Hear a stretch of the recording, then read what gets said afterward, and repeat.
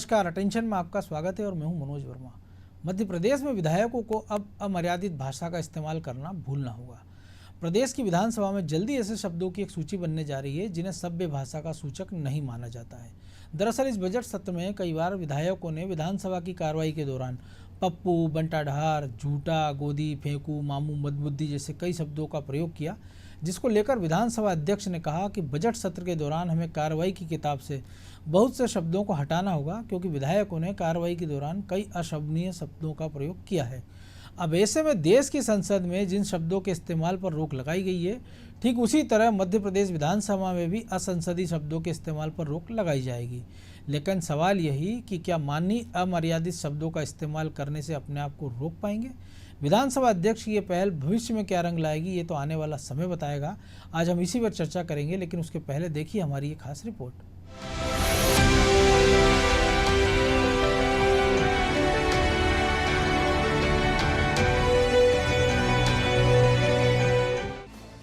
मध्य प्रदेश विधानसभा में विधायकों को सभ्यता का पाठ पढ़ाया जाएगा।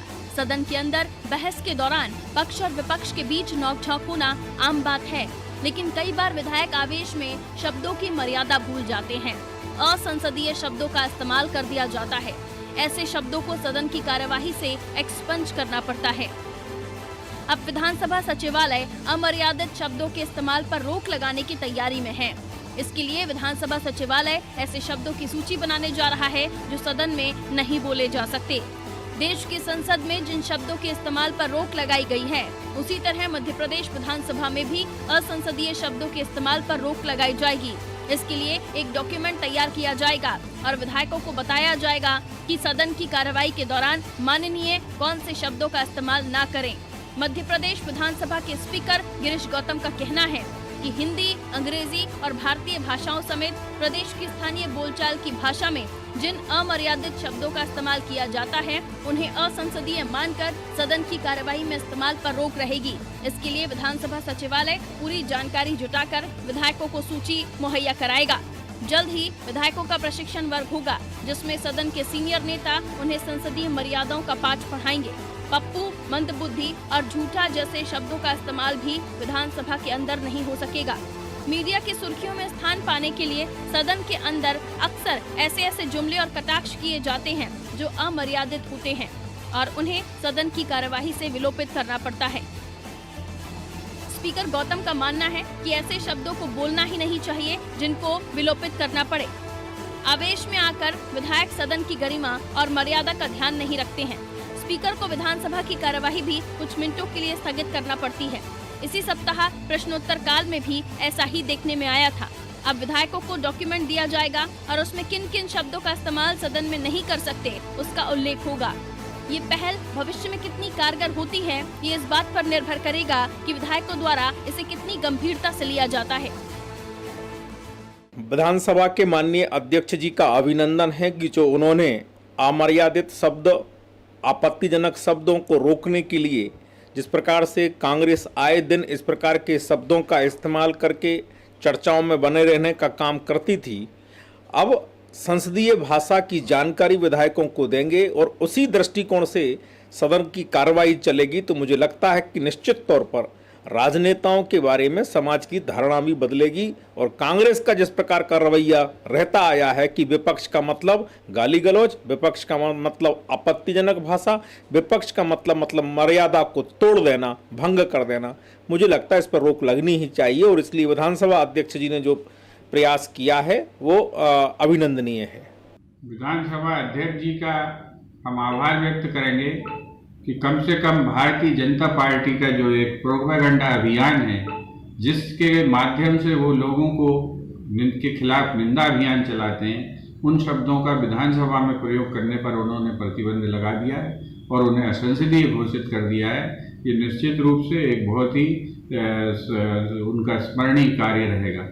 और चूंकि जो अध्यक्ष महोदय हैं, उनका पुराना बैकग्राउंड जो है वो गरीबों मजदूरों की लड़ाई लड़ने का रहा है, इसलिए वो संसद की गरिमा और उसके मूल्यों को समझते हैं और इसलिए उन्होंने इसको जो है इस पर रोक लगाकर एक बहुत अच्छा काम किया है। इसके लिए हम उनके आभारी। स्पीकर गौतम ने जो पहल की है वो स्वागत योग्य है और देखने वाली बात यही होगी कि भविष्य में सत्ता पक्ष और विपक्ष के माननीय इसका कितनी शिद्दत से ध्यान रखते हैं और सदन की परंपरा मर्यादा बनाए रखते हैं। लेकिन क्या माननीय इतनी आसानी से मान जाएंगे? वैसे भी जरूरी ये है कि इस प्रकार की आचार संहिता बाहर भी लागू हो, क्योंकि अब तो चुनाव ही नहीं, मौके बेमौके पर भी नेता शब्दों की मर्यादा तोड़ देते हैं।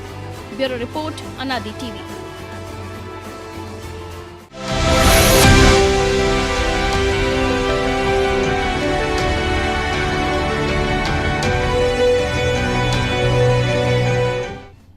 तो इसी विषय पर आज हम चर्चा करेंगे हमारे सहयोगी एसोसिएट एडिटर प्रभु पटेरिया और ब्यूरो हेड ब्रजेश चौकसे से। सबसे पहले प्रभु जी, आपके पास एक अभिनंदनीय प्रयास विधानसभा अध्यक्ष का और शायद एक ऐसा मुद्दा जिसपे बीजेपी और कांग्रेस ने भले एक दूसरे को कहा कि एक दूसरे ये दोनों गलत शब्दों का उपयोग करते हैं, लेकिन इस पहल की सराहना की है। लेकिन क्या आपको नहीं लगता है कि ये पहल केवल सदन के अंदर ही इस पर ख़त्म नहीं होना चाहिए, इसके बाहर, क्योंकि व्यापक रूप पे हम इसका प्रभाव अपने उपचुनाव की अगर बात करें, जो पिछले दिनों 28 सीटों के उपचुनाव हुए कि मारीच, कंच, शकुनी से लेके आइटम तक और तमाम सारे दोनों दल उसमें पीछे नहीं रहे, तो एक ऐसी गाइडलाइन बन जाए, एक खुद की एक नैतिकता के नाते ही कम से कम जो माननीय है हमारे, चाहे वो विधायक हों, सांसद हो, सरपंच हो, पार्षद हो या जो भी जनप्रतिनिधि हों, वो कम से कम एक संयमित भाषा का प्रयोग करें। देखिए मनोज जी, जो आपने कहा बिल्कुल सही कहा, और वो जो दोनों पार्टी के जो प्रवक्ता दोनों एक ही शहर के आते हैं, एक जैसे विचारों वाले हैं, दोनों भी अपनी जगह बिल्कुल सही थे। उन दोनों को ने इस पहल का स्वागत किया है, जो ऐसे शब्दों की निंदा की है, क्योंकि यही दोनों पार्टी के प्रवक्ता, इनकी जैसी जमात जो प्रवक्ताओं की है, इनके जो नेता, वही विधानसभा के बाहर मंच पर खुलेआम ऐसे शब्दों का प्रयोग करते हैं, सोशल मीडिया में ऐसे शब्दों का प्रयोग करते हैं जिनको ये आपत्तिजनक बता रहे हैं। बिल्कुल। तो पहले तो इनको खुद पे विराम लगाना चाहिए, और विधायकों को प्रशिक्षण की यदि हम कहें तो मध्य प्रदेश विधानसभा का ये पहला मतलब ये वाला जो विधानसभा का कार्यकाल है वो अपने आप में ऐसा अनूठा है कि 2 साल से ज़्यादा समय हो गया है, लेकिन विधायकों का अभी तक प्रशिक्षण ही नहीं हो पाया है। बिल्कुल। और जिन शब्दों की मर्यादा भंग करने की बात की जा रही है, तो मनोज जी बहुत साफ है, आप विधानसभा का रिकॉर्ड देख लें, वहाँ की कार्रवाई विवरण। जो नए सदस्य हैं वो बेचारे तो बोल ही नहीं पाते, पहले 5 साल में उनको बड़े मुश्किल से बोलने का अवसर मिलता है, वो डरे समय बैठे रहते हैं चुपचाप, कोई सवाल लगाता है लिखित सवाल से ज़्यादा वो आगे नहीं बढ़ पाते, बहुत ही कम को अवसर मिलता है सवाल पूछने का या कहीं कोई बहस में भाग लेने का। ये जो अनुभव वाले जो सदस्य हैं, यही विधानसभा में ऐसे असंसदीय शब्दों का प्रयोग करते हैं, चाहे वो मंत्री पद पर बैठे हों, चाहे वो नेता विपक्ष जैसी कुर्सी पर भी बैठे हों। चूँकि आपने आइटम शब्द का जिक्र किया, तो कमलनाथ जी को 40 साल का संसदीय जीवन है, कमलनाथ जी का संसदीय कार्य मंत्री भी रहे। हाँ, संसदीय कार्य मंत्री भी रहे लोकसभा में, और पूरे देश को एक नजीर प्रस्तुत करने वाले नेता। उनने अपनी एक महिला के लिए आइटम शब्द का प्रयोग किया था। उसी तरीके से खेद भी नहीं जताया, एक बड़ी बात ये भी थी। उसी तरीके से भारतीय जनता पार्टी के नेताओं की बात करें तो जो पप्पू जैसे शब्द हैं, इसकी इजाद भी इन्हीं के बड़े नेताओं ने की है, जो आज संसद में और विधानसभाओं में बैठ रहे, मंत्री पद की कुर्सियों पर बैठे हुए हैं। 2003 से चल रहा बंटाढार। तो इन लोगों ने जो शब्द इजाद किए हैं, जो शब्द ये मंच पर बोलते तब इनको गाली नहीं लगते, वही शब्द जब विधानसभा के फ्लोर पर बोल दिए जाते हैं, इनको आपत्तिजनक लगते हैं। और मनोज जी, विधानसभा का फ्लोर एक ऐसी जगह है कि जहाँ पर आप कुछ भी कर लीजिए, कुछ भी बोल लीजिए, वहाँ पर आप पर कोई केस नहीं हो सकता है। आप किसी भी दुनिया की अदालत में आपको कोई खड़ा नहीं कर सकता विधानसभा के अंदर बोली गई बात के लिए। और विधानसभा में अध्यक्ष के पास ये पूरे अधिकार सुरक्षित हैं, और कोई भी सदस्य उस अधिकार की पैरवी कर सकता है कि अध्यक्ष जी ये जो शब्द इनने प्रयोग किया है ये असंसदीय, इसको विलोपित कर दीजिए, आपत्तिजनक, इसको विलोपित कर दीजिए। तो अध्यक्ष तत्काल उसको विलोपित कर देते हैं। तो रिकॉर्ड में नहीं रहता विधानसभा के अंदर बोली गई बात। मंच पर बोली गई बात जरूर रिकॉर्ड में रहती है, जनता के दिमाग में रहती है, अखबारों में छपती है, इलेक्ट्रॉनिक मीडिया, सोशल मीडिया पे रहती है। उसके लिए इन नेताओं को कोई खेद, क्षोभ, कोई ग्लानि, पीड़ा महसूस नहीं होती है। जिस तरीके के हमने दोनों प्रवक्ताओं के बयान सुने हैं, उसको देख के तो यही लगता है। तो विधानसभा के अंदर आप चाहे जो कुछ कर लीजिए, वहाँ तो स्वतंत्रता, आपका ही दायरा है, आपका घर है वो, बिल्कुल विधायकों का। इनको जो मान मर्यादा सिखानी है वो जनता के बीच में सिखानी है, जैसे कि चिंता रजनीश अग्रवाल और भूपेंद्र गुप्ता कर रहे थे कि वो जो जनता में गलत प्रभाव जाता है, नेताओं की छवि खराब होती है, तो नेता ही अपनी छवि खराब करते हैं। आप एक नेता दूसरे नेता पर कीचड़ उछलते हैं जनता के बीच में, तो कीचड़ आप पर भी पड़ता है अगली बार। तो वहाँ पर आप रोकने का प्रबंध करना चाहिए। विधानसभा के अंदर तो अध्यक्ष के पास सर्वाधिकार सुरक्षित है ऐसे शब्दों को विलोपित करने का। विधानसभा एक ऐसी जगह है मनोज जी जहाँ झूठ नहीं कह सकते आप, झूठ को झूठ नहीं कह सकते। बिल्कुल। उसके लिए आपको असत्य शब्द का प्रयोग करना पड़ेगा। तो आप समझ सकते हैं कि विधानसभा के अंदर, विधानसभा के बाहर क्या स्थिति है। क्या स्थिति? ब्रजेश जी, विधानसभा के अंदर बाहर की स्थिति तो अपनी जगह है, लेकिन कई बार ऐसा होता है कि अगर हम, जैसा हमने शुरू में भी कहा कि बाहर भी एक इसके लिए कई गाइडलाइन होना चाहिए, और खासतौर से जो कि नेता जो भाषा का प्रयोग संसद या विधानसभा के अंदर करते हैं उससे कहीं ज़्यादा आपत्तिजनक उनके बयान बाहर होते हैं।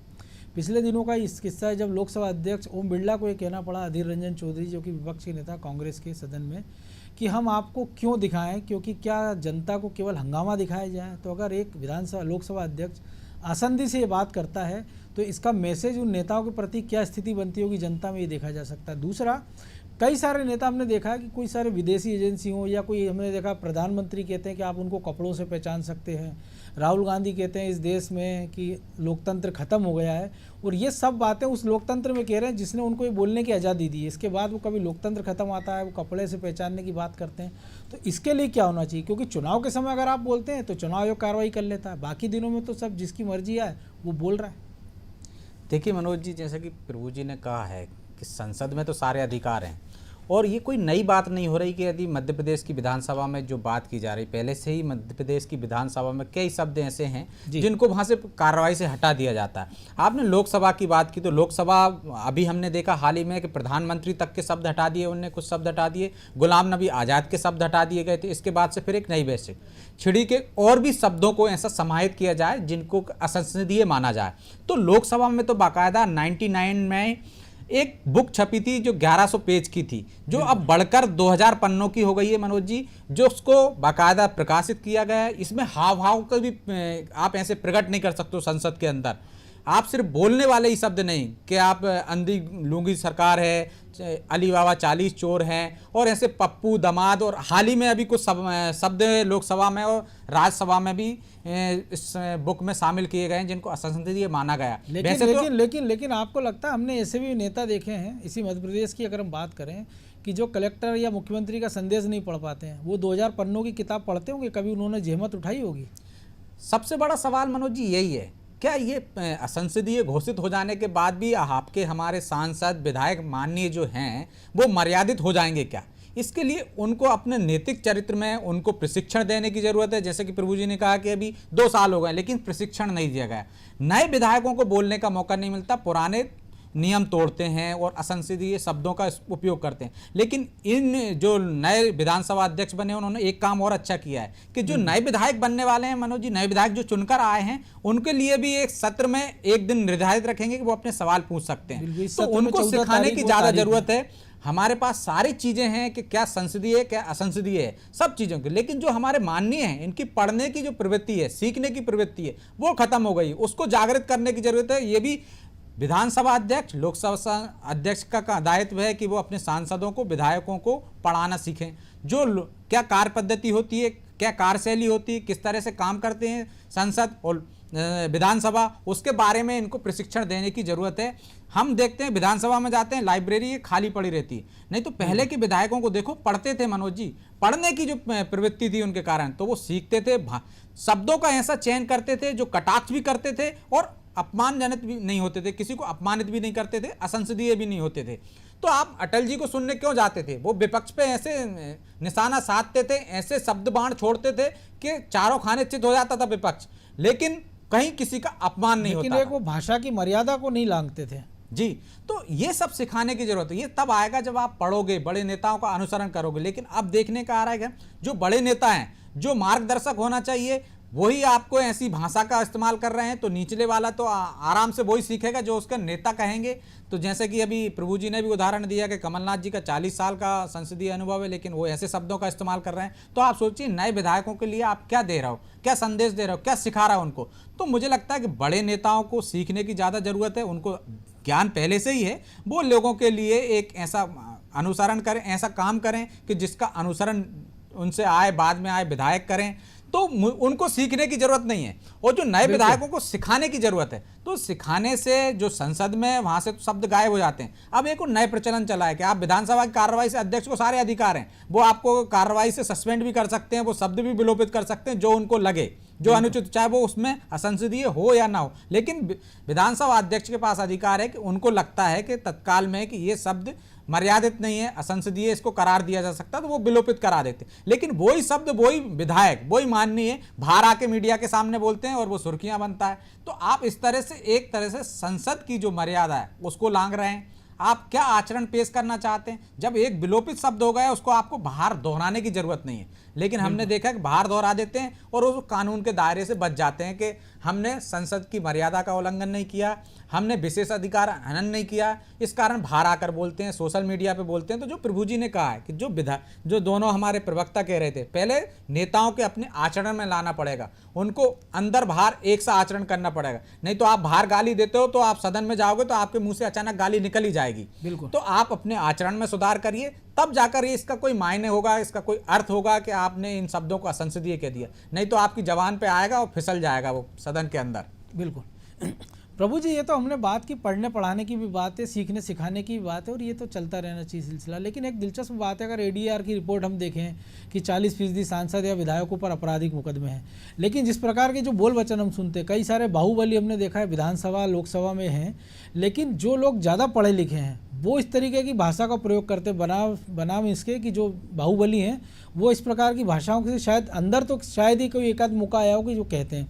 दूसरा, जो जिनसे सीखना है आपको, अगर वही चर्चा में रहेंगे इस प्रकार की बयान, जैसे आपने कमलनाथ का उदाहरण दिया, या 10 साल मुख्यमंत्री रहे दिग्विजय सिंह की बात कर लें हम, या बिसाहू लाल सिंह की बात कर लें, कई सारी महिला नेत्रियों की बात कर लें, वो भी इस प्रकार की टिप्पणी में पीछे नहीं रहती है। तो सबसे पहले आपको नहीं लगता कि नए विधायकों से पहले शुरुआत ऊपर से होना चाहिए, इसके बाद नीचे जाना चाहिए?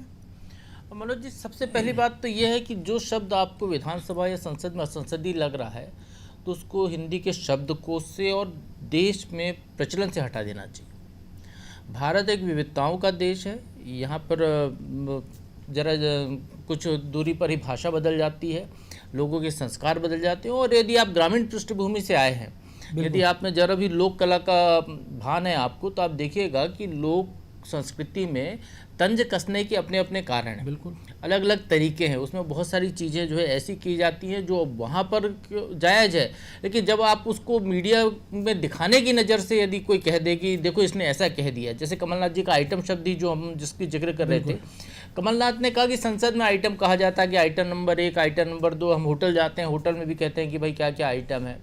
तो उन्होंने एक महिला के लिए वो आइटम शब्द का प्रयोग कर दिया था और उसकी एक नई व्याख्या उन्होंने कर दी। उसकी व्याख्या भारतीय जनता पार्टी ने की कि इनने महिला का जो है अपमान किया है आइटम बोलकर। बिल्कुल। उस महिला ने कहा कि इनने मेरा अपमान किया आइटम बोलकर। आइटम शब्द का वैसा कोई उपयोग कमलनाथ जी ने कहा कि मैंने वैसा नहीं किया है, लेकिन वो हमारे सोचने देखने का नज़रिया है। बिल्कुल। तो ये नज़रिए का फर्क है। तो या तो आप उस संस्कृति से आए हुए लोगों को विधानसभा संसद में प्रवेश ही मत दीजिए जो लोकाचार की भाषा का प्रयोग करते हैं। दूसरी बात, या तो इन शब्दों को ही, इस भाषा को ही विलोपित कर दिया जाए देश से कि दोबारा इसका कोई प्रयोग ना हो। और जैसा मैंने पहले कहा था कि नेता जो विधानसभा में बोलते हैं वो बाहर भी वैसे ही बोले। लेकिन एक ऐसे देश में कि कोस कोस पे भाषा बदले, 3 कोस पे पानी, वहाँ कैसे आप भाषा बदलोगे? मनोज जी, इसी मध्य प्रदेश की विधानसभा में पिछली भारतीय जनता पार्टी की सरकार के दौरान संसदीय कार्य विभाग ने एक लगभग 200-250 बिंदुओं का एक प्रेजेंटेशन दिया था। अधिकारी सभी विभागों को सिखाया गया था कि वो अपने मंत्रियों को सिखाएं, विधायकों को सिखाएं, और खासकर मंत्रियों के लिए था कि वो जो है ऐसे शब्दों के प्रयोग से बचें जो विधानसभा में वो कहते हैं वो आश्वासन में कन्वर्ट हो जाते हैं कि मैं ये करवा दूंगा।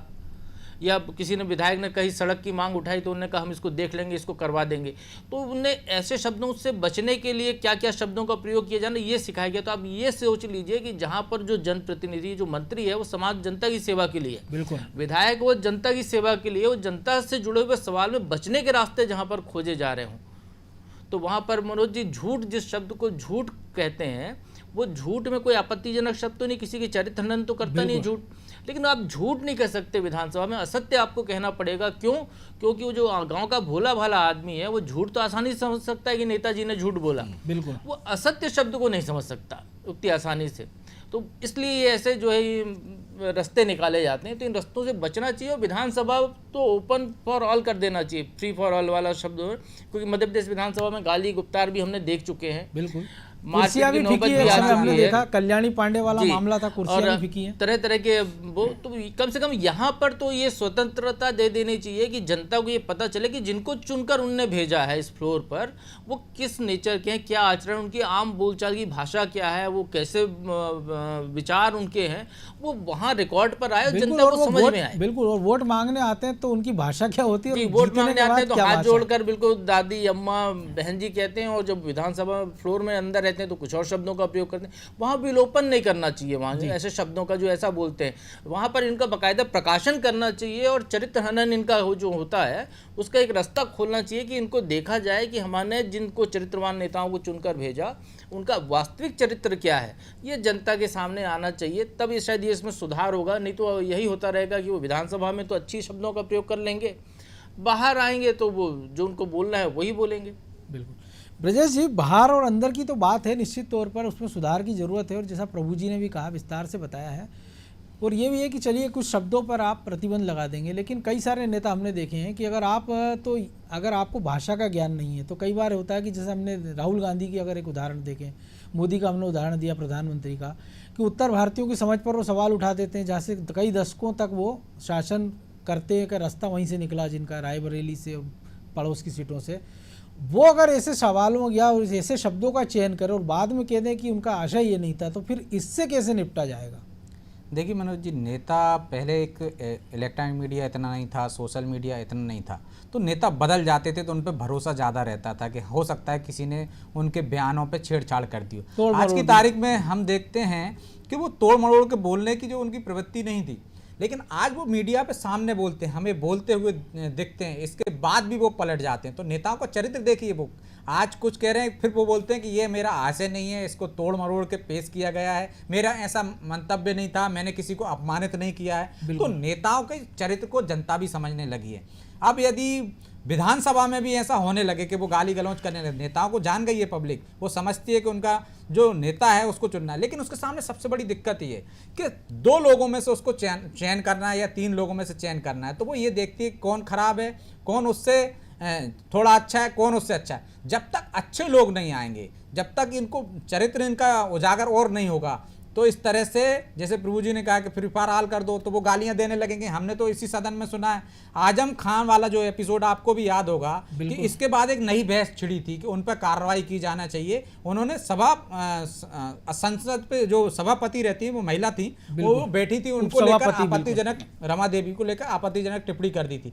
इसके बाद एक बहस छिड़ी थी कि क्यों ना उन पर कार्रवाई की जाए। तब ये आया था कि अध्यक्ष के पास सर्वाधिकार हैं, वो उसको स्वयं पे निलंबित कर सकते हैं, 5 दिन के लिए निलंबित कर सकते हैं, और ज़्यादा लगता है विशेष अधिकार हनन किया है तो जेल भी भेज सकते हैं। तो संसद में तो सारे अधिकार हैं। ये अधिकार चुनाव के दौरान चुनाव आयोग के पास भी हैं, लेकिन बाकी समय यदि विधायक और आपके माननीय सांसद यदि कोई आपत्तिजनक शब्द बोलते हैं तब उन पर कार्रवाई नहीं होती। कोर्ट कचहरी में ऐसे है कि आप जाइए, मानहानि जिसको कह रहे हो आप मानहानि कीजिए। अब पूरे एक समाज पर ही, एक समुदाय पर भी, और एक जैसे कि कहा आपने, राहुल गांधी ने कहा उत्तर भारतीयों की समझ पर वो सवाल खड़े करते हैं, तो एक पूरे वर्ग पर भी, एक क्षेत्र पर ही आपने सवाल खड़े कर दिए। तो ये कितना बड़ा अपमान है, इस पर कार्रवाई क्यों नहीं होनी चाहिए? तो जो कार्रवाई संसद के अंदर है, आपको अधिकार है, वो यहाँ भी होना चाहिए कि यदि आपने पब्लिक के खिलाफ और किसी के खिलाफ आपत्तिजनक शब्द बोले हैं तो वो ही कार्रवाई आपको, या तो संसद जो सांसद है या विधायक है, उनको सर्वाधिकार थोड़ी नहीं मिलेगा किसी का भी अपमान करने का। तो पब्लिक को भी ये अधिकार होना चाहिए कि वो जिन्हें अपमानजनक शब्द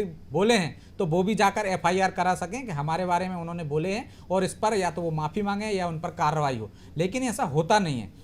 संसद में आप उनको सिखाओगे तो निश्चित तौर पर उनमें सुधार होगा। जैसे कि हम कहते हैं पढ़ाई से तो फायदा होता है। यदि हमारे घर में बच्चा भी कोई गलत शब्द बोलता है तो हम उससे कहते हैं नहीं ये गलत शब्द है, आप इसमें सुधार कीजिए। तो यदि उनको टोका टाकी करेंगे, उनको सजा देंगे, दंडित करेंगे, तब जाकर सुधार आएगा। चुनाव आयोग जो दंड देता है, आप देखिए मनोज जी, वो चेतावनी देकर छोड़ देते हैं। अगली बार कोई दूसरा नेता वैसे शब्द दोहरा देता है तो एक ऐसी नजीर तो बनना चाहिए कि ऐसा दंड तो मिलना चाहिए कि चुनाव आयोग ने, यदि आपने चुनाव के प्रचार के दौरान कोई ऐसा शब्द बोला है जिस पर आपको निंदा और चेतावनी वाली की जगह सजा दी जानी चाहिए, कठोर सजा दी जानी चाहिए, तो अगला बोलने से डरेगा।